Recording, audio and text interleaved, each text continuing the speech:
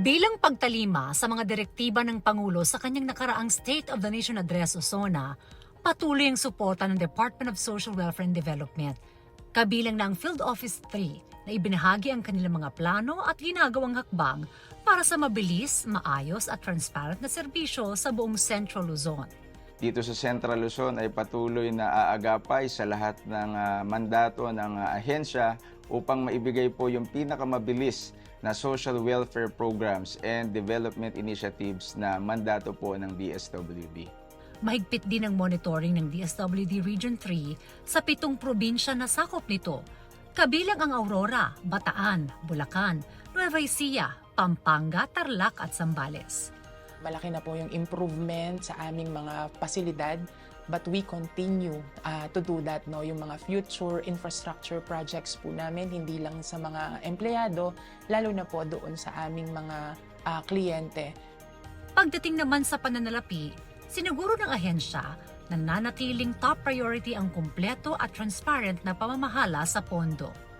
Ang role namin sa Financial Management Division is to ensure na lahat ng babayaran namin sa mga beneficiaryo, sa mga service providers natin are with complete supporting documents dahil iniiwasan po natin ang ating mga disallowances at AUPM dito sa Field Office 3. Isa sa mga pinakamalaking focal initiative ngayon ng rehiyon ay ang pamahagi ng Unified Package for Livelihood, Industry, Food and Transport to Uplift Assistance Program.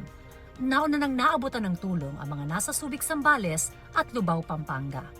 Tuloy-tuloy ang kanilang pamamahagi sa kasalukuyan.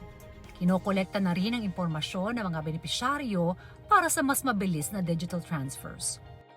Binuo po itong hybrid digital payout dito po nagsimula sa Region 3. Ito po ay naglalayo na mapabilis yung mga payout activities, patuloy po na ibigay yung pinakamabilis na serbisyo sa ating mga kababayan.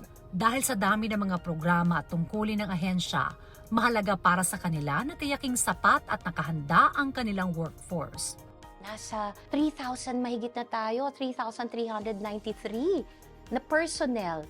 We want to make sure that all of the programs of DSWD may mga suitable, competent na mga tao who could work, no, so that we could provide the public service expected of us.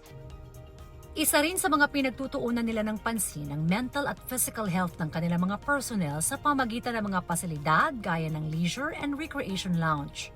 Ang Department of Social Welfare and Development sa pangunguna po ng aming mahal na sekretary na #1 cabinet member and sa pangunguna po ng aming Regional Director, Director Venus Ebuldela, ang DSWD po, kailangan po namin hindi lang sumabay, kung hindi kami po ay lagpasan yung effort na ginagawa nila at yung mga accomplishment na patuloy pang ginagawa para kami po ay maging at par doon sa world-class standard na DSWD.